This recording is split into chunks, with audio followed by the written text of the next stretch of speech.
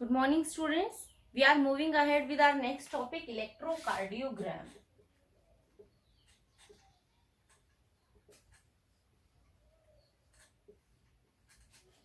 What is electrocardiogram?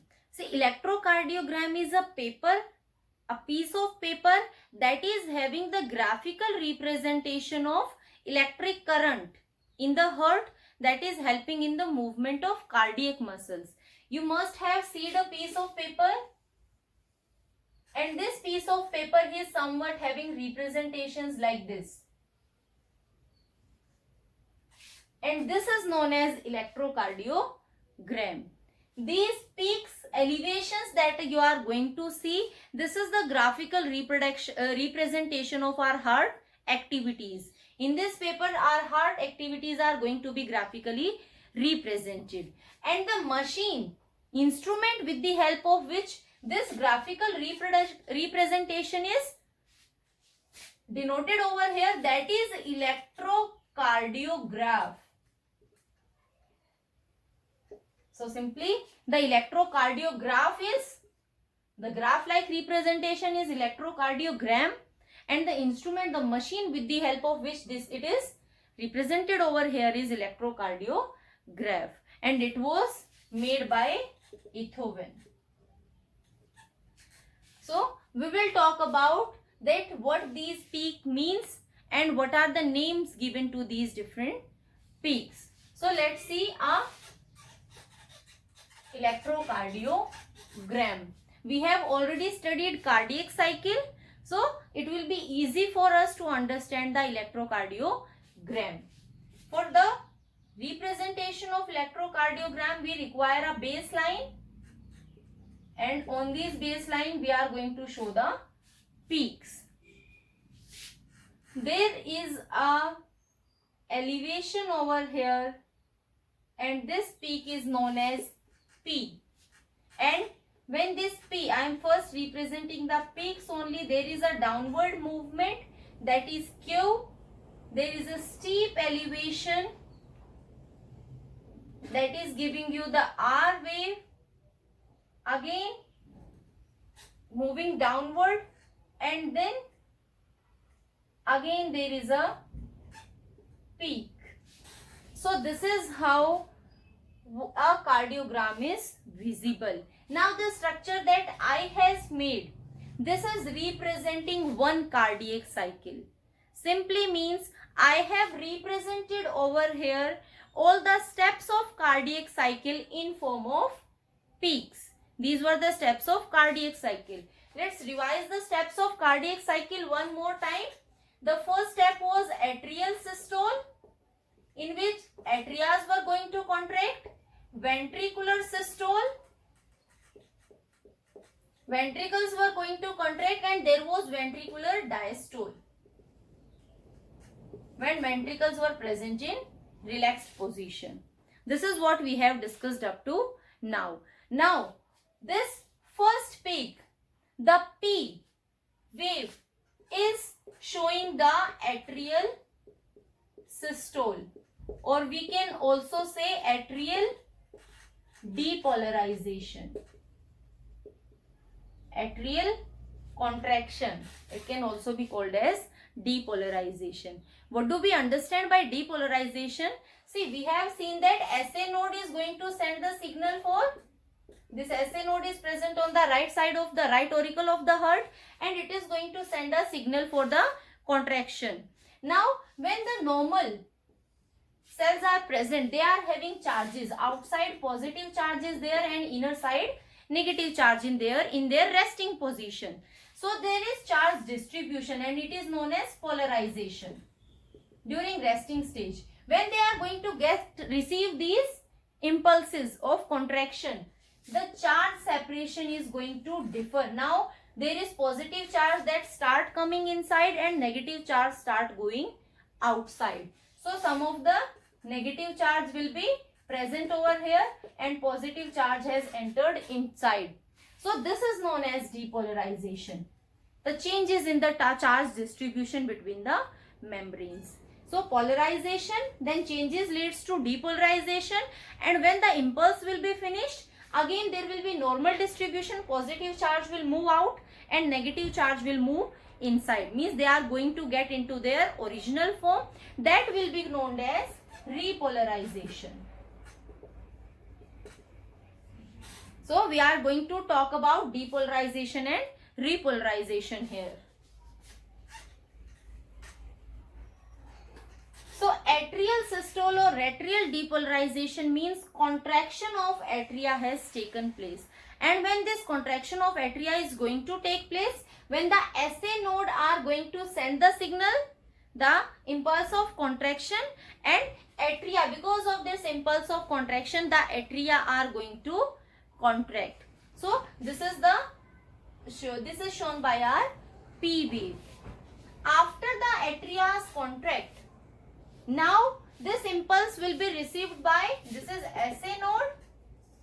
This impulse will be received by AV node. From AV node, it is going to bundle of His. We have talked about the conduction of nerve impulse. Bundle of His, then it is going to Purkinje fibers, and these Purkinje fibers are finally providing it to the ventricles, and because of reaching to the ventricles, the contraction of ventricle will take place. That means after P wave, there is some time that is taken by the impulse of contraction to reach the ventricles, because this is the pathway that is followed, and after getting the impulse, there is steep elevation. That is because of the contraction of ventricles. That means this QRS wave is showing the ventricular depolarization. This is responsible for atrial depolarization. I am writing over here. This is atrial depolarization. This is ventricular depolarization. So that is taking place. If we see the intervals, what we call the intervals,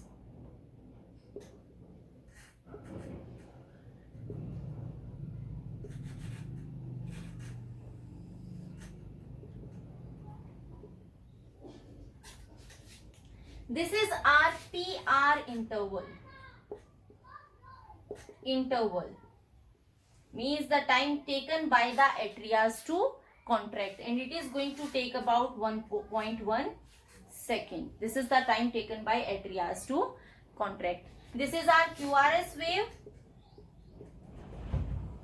and this is our QT interval, and this is our ST interval. Now let's talk about it. This is ventricular depolarization, when ventricles are present in their contracted position and following this pathway. Now after depolarization, after contraction, they are again going to come in their normal relaxed position. That means relaxation of ventricles will take place, and this relaxation of ventricles is giving us this T wave. So this T wave is showing ventricular repolarization. Repolarization means the ventricles are again coming in their relaxed position.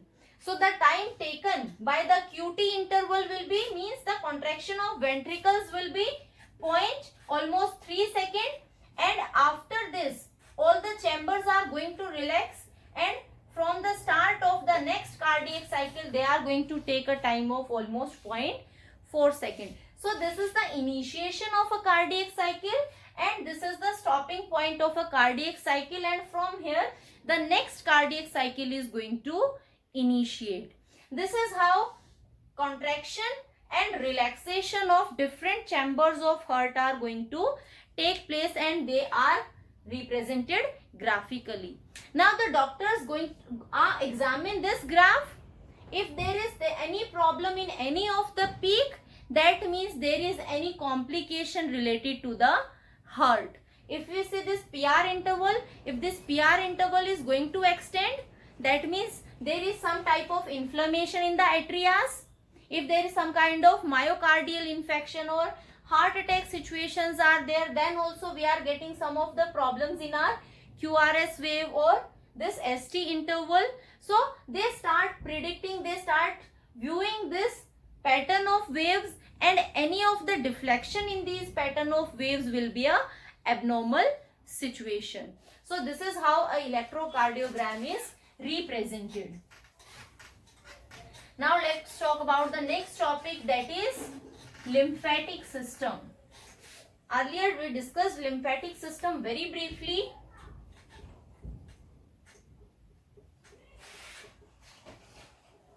I told you that this lymphatic system is composed of various components. The components of lymphatic system are lymph capillaries, then lymph vessels are there,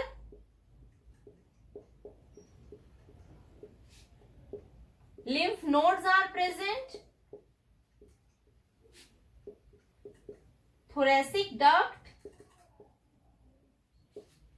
and right lymphatic vein. These are the components of lymphatic system. We are going to talk about each of the component individually. See, lymph.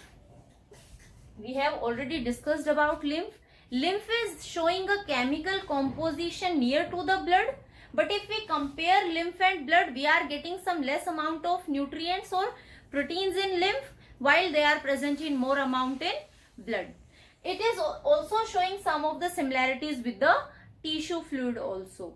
But again, in tissue fluid, the amount of proteins and nutrients are more, while in lymph, the amount of nutrients and proteins is less. This lymph is pale yellow in color, with less amount of proteins, and there is large amount of water present inside it. WBC and platelets are not present, while there are having some of the leukocytes present in them. Where we are going to find this lymph? We are going to find this lymph in the body spaces, the spaces that are present between the tissues and cells. And this lymph is collected over here because of the continuous leakage from the blood capillaries. Now, the function of what is capillaries? The capillaries are going to get this lymph, means these are very fine, just like blood capillaries, and they are also present near to the blood capillaries. In body, our blood capillaries are present, and near to them lymph capillaries are present, which are having blunt ends. Means one side they are present between the spaces in the tissues. Different tissues are present. Tissue fluid and interstitial fluids are present over here, and the lymph capillaries are ending between them and they are moving out. So there is blind end over here, and here we are getting different type of, you can say, our blood capillaries, and these blood capillaries are moving out. So we will talk about the function of arteries, capillaries and veins later on. Simply, the blood capillaries are present near to the blood vessels and they are having blind ends. These lymph capillaries, they are going to combine, various lymph capillaries are going to combine to form one large vessel. And this large vessel is having three coats. The outer coat, that is made up of fibrous tissues. The middle coat, that is made up of muscles, and the inner coat, that is made up of endothelium. So these three coats are present in the lymph vessels, and they are formed by the combining of different lymph capillaries. Now, what are nodes? These nodes are swollen structures, circular or globular structures that are present throughout the length of lymphatic vessels. Means our lymph vessel is moving like this way, then a lymph node is going to present. Again the lymph vessel is there, again one more node is present. This is how throughout the length of lymphatic vessels, lymph nodes are present. These lymph nodes in specific places in our body, these lymph nodes are present in excess amount.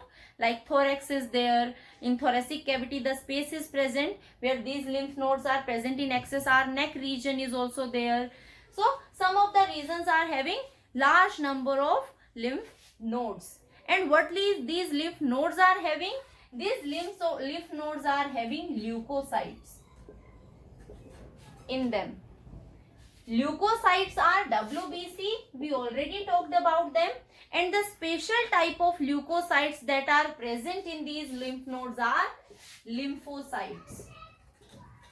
These lymph nodes are the places of formation of B and T lymphocytes. The function of lymph node is they are going to form B and T lymphocytes.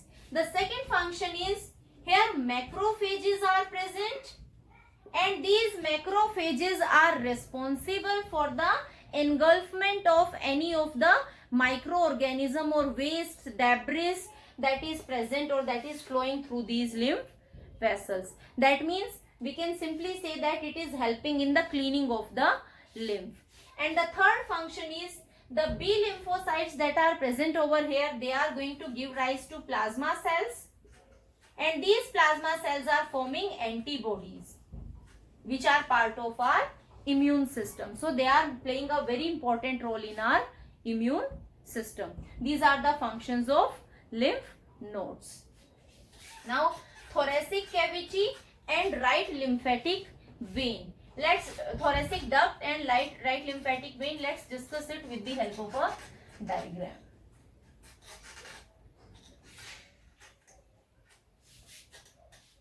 What happens in our lower parts near about first or second lumbar vertebrae, in front of it the lymphatic vessels, they are going to combine to form a sac like structure.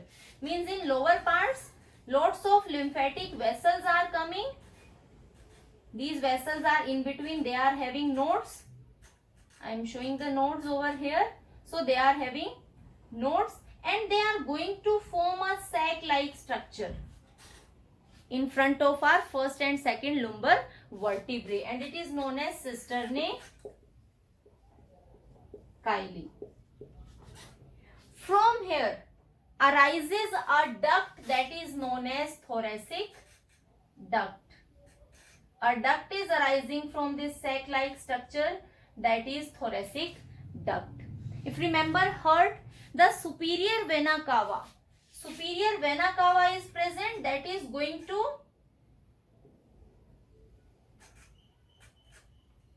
take deoxygenated blood, that is bifurcating.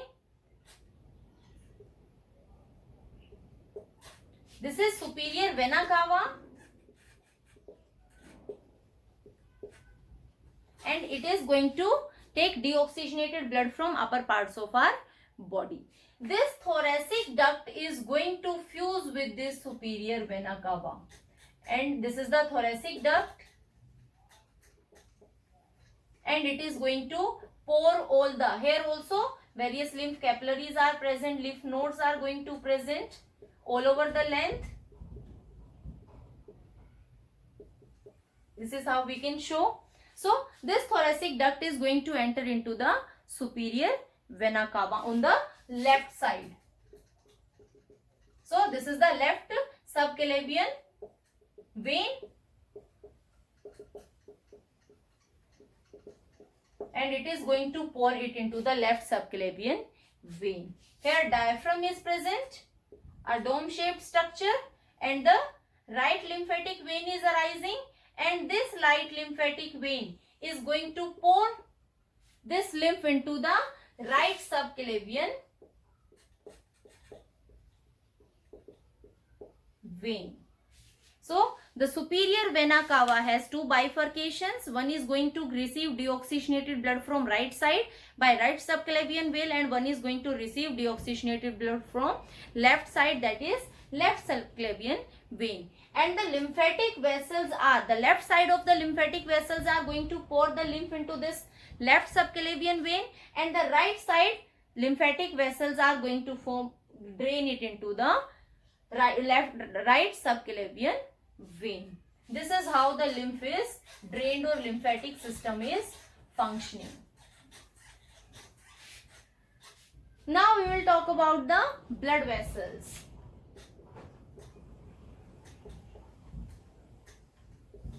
We are having three different type of blood vessels: arteries, veins and capillaries. And we have talked many times that the blood vessels that are going to carry mostly oxygenated blood from heart to different parts of the body, they are arteries. So they are going to carry oxy. Some of the exceptions are there, but we are talking about most of them. Going to carry oxygenated blood from heart to body parts. This is how arteries are functioning. Veins are going to deliver deoxygenated blood from body parts to heart. This is the function of veins. Capillaries. Capillaries are helping in the exchange of substances, or you can say exchange of materials. Exchange of materials takes place with the help of capillaries. And how these capillaries are formed? These capillaries are formed from the bifurcations of these blood vessels. The arteries are coming with the oxygenated blood and various food components. These are arteries. This artery is differentiating, it is dividing into arterioles. Body cells are present, so it is differentiating into arterioles. These arterioles are dividing into blood capillaries.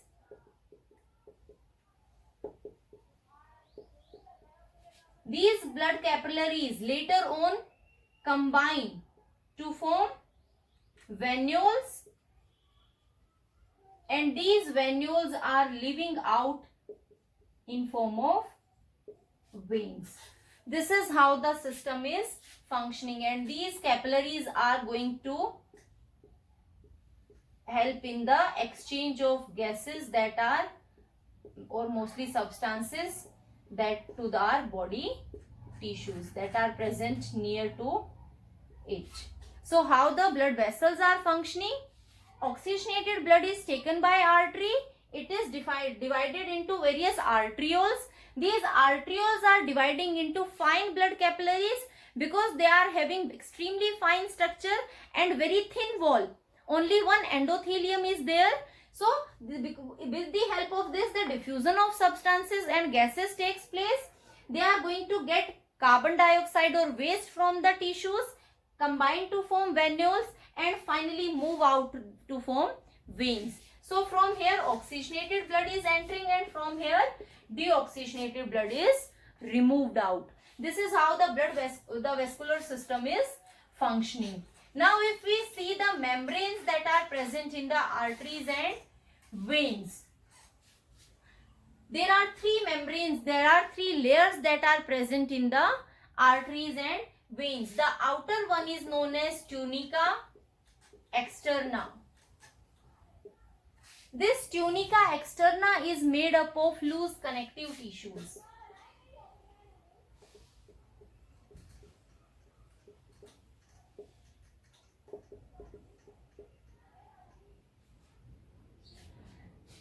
Both the veins, I am talking about both the veins and arteries. The second one is tunica media, that is present in next to the tunica externa. This tunica externa is made up of circular muscles, and if we see the thickness, the arteries are having more thick layer of tunica media as compared to the veins. The third one is tunica interna. That is made up of two layers. One is the elastic membrane, and this elastic membrane is having elastic yellow fibers. And the second one is the endothelium, that is present surrounding to the lumen, and it is made up of squamous epithelium. So squamous epithelium are surrounding the lumen of the arteries and veins. And if we want to show these three in a cross section of arteries and veins.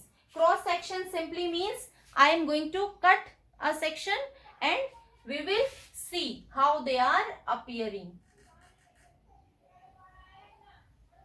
This is a cross section of an artery, and this is a cross section of a vein. So the outer membrane is tunica externa, that is made up of connective tissues. So this is the external tunica externa, made up of connective tissues. The next is tunica interna, that is made up of circular muscles, and it is more wider in artery as compared to vein.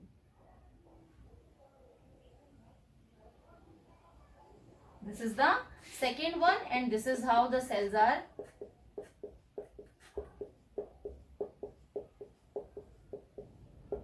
present. So in whole we are going to represent it. Simply the thickness, we have to see the difference between the thickness of these membranes. In the same way we can represent over here also.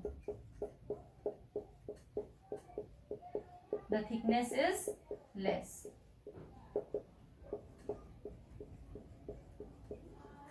Next to it, this is tunica media. The second one. Next is the tunica interna, that is having two parts. One is the elastic membrane made up of elastic fibers, yellow fibers. So that is more thick again in the arteries as compared to the veins. So this is the elastic membrane, and this elastic membrane is less in veins.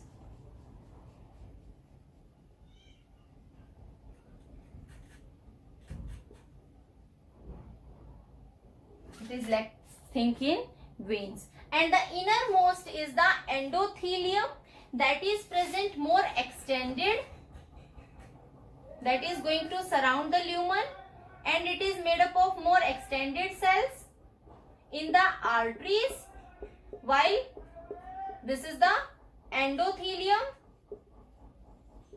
and the inner space that is left is lumen. Here also the endothelium is present, but they are less elongated, and they are also going to surround the lumen. This is how the endothelium are present in the veins, and internal lumen is there. So after arranging all the membranes, we see that the lumen that is left in the arteries is very narrow, and the lumen that is present in the veins is more broad. One more thing about veins is, these veins are having valves which are preventing the backflow of the blood, but these valves are not present in artery. So this is how the difference between arteries and veins are there.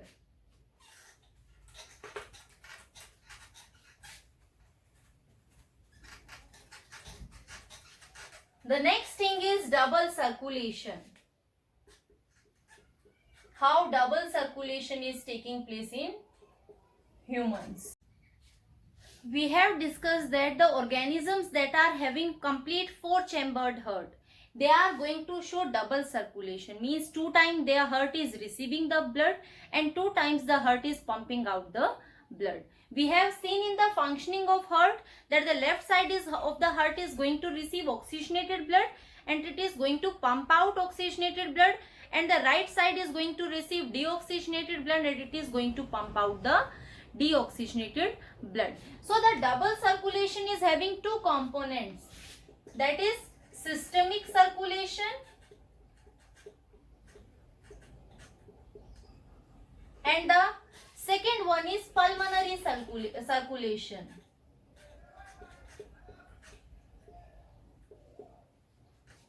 What systemic circulation means? Systemic circulation means that heart is pumping out oxygenated blood. From heart, oxygenated blood is moving out and it is supplied to all the body tissues, and from all the body tissues, deoxygenated blood is carried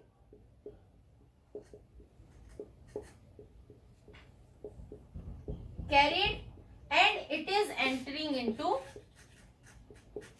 heart. This oxygenated blood is coming out from left ventricle and this deoxygenated blood is poured into right atrium. This is making our systemic circulation. So systemic circulation means supply of oxygenated blood to body tissues with the help of aorta, and with the help of vena cava the deoxygenated blood is poured into heart. This is the part of systemic circulation. The second one, pulmonary circulation, means that from the heart deoxygenated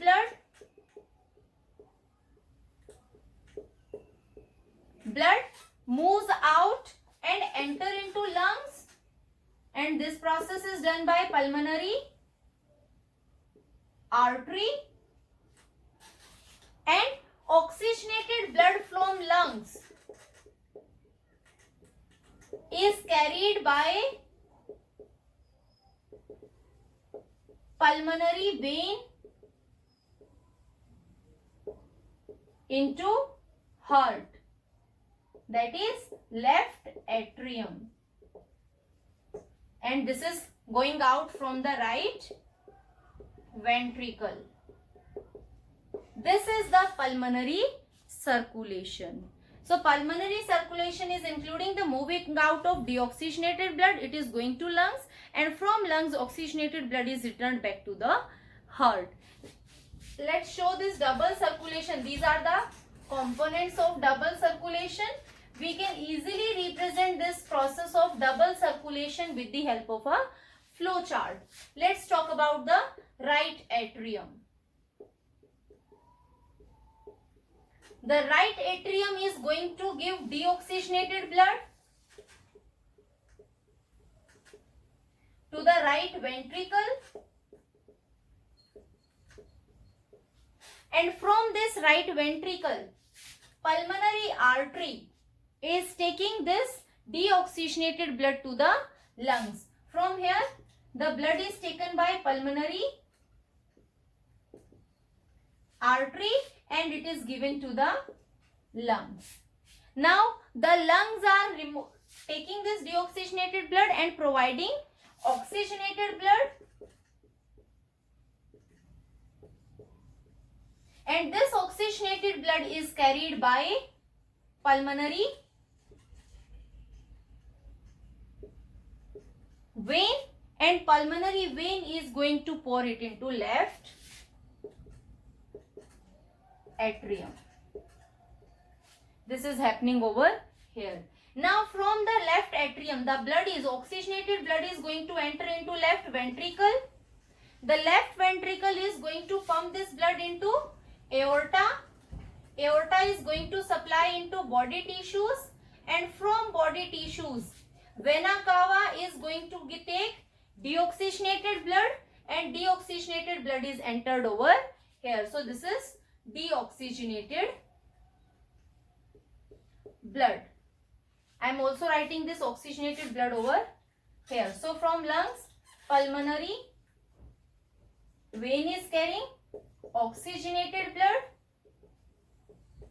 and it is giving to the left atrium, and from left atrium it is going to left ventricle. So this is the whole process that is taking place. Now this whole process can easily be divided into two portions. This half is the pulmonary circulation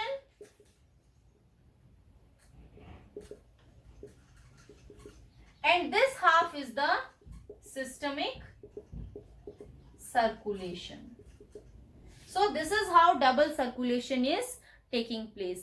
Now what is the advantage of this double circulation? We can see here mixing of blood is not taking place. Oxygenated blood remains in one separate chamber and deoxygenated blood remains in one another separate chamber. This mixing is, if mixing is prevented, that means proper oxygen requirement of the organism can be fulfilled, and the important thing is that such type of organisms are warm-blooded animals.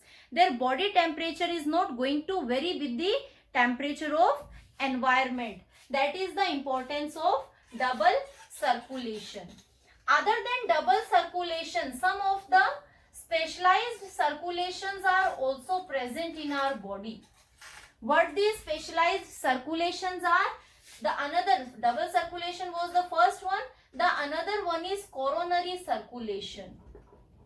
Coronary circulation means the blood circulation that is all over present in the heart walls. We have seen that the aorta, the ascending aorta, is giving rise to left and right coronary arteries. Left and right coronary arteries. And these coronary arteries are providing oxygenated blood to the muscles of the heart. So this is circulation of oxygenated blood in the heart walls. Next, the coronary veins. We discussed that the coronary veins that are present, that are going to carry the deoxygenated blood, they are going to open into the veins are going to open into the coronary sinus, and this coronary sinus is present in the right atrium. So this is how oxygenated blood is supplied to the heart with the help of coronary arteries, and deoxygenated blood is collected from the walls of the heart with the help of coronary veins, and it is drained into the right atrium, and this is coming out from the left ventricle. This type of blood supply is taking place in the heart. Another specialized blood supply is present in liver, that is making a hepatic portal system.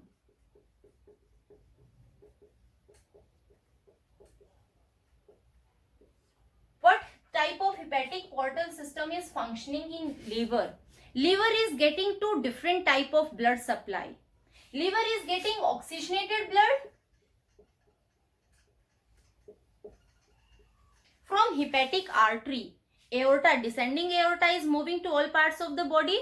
From descending aorta, a artery is arising that is giving oxygenated blood to the liver. So one is oxygenated blood supply, that is from the hepatic artery.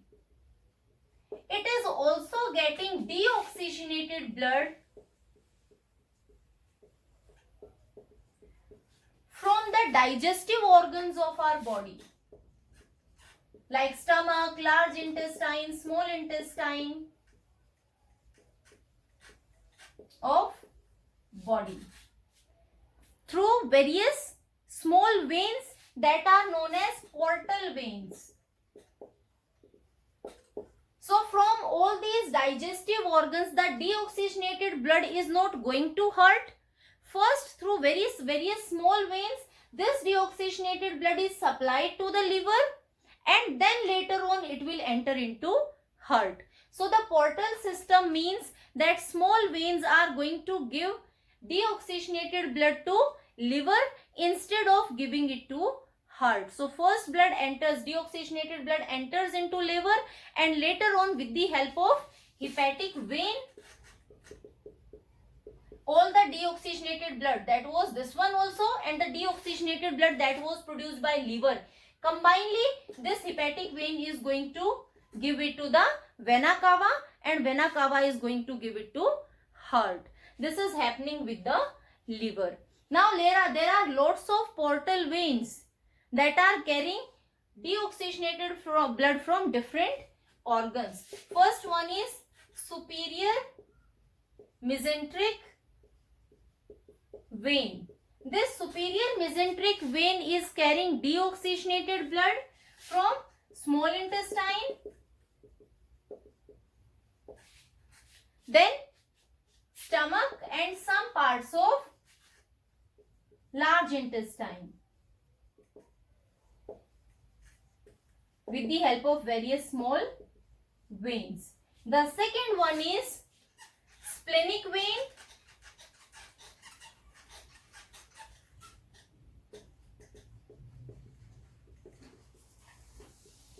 That is going to carry deoxygenated blood again from stomach, pancreas and some parts of large intestine.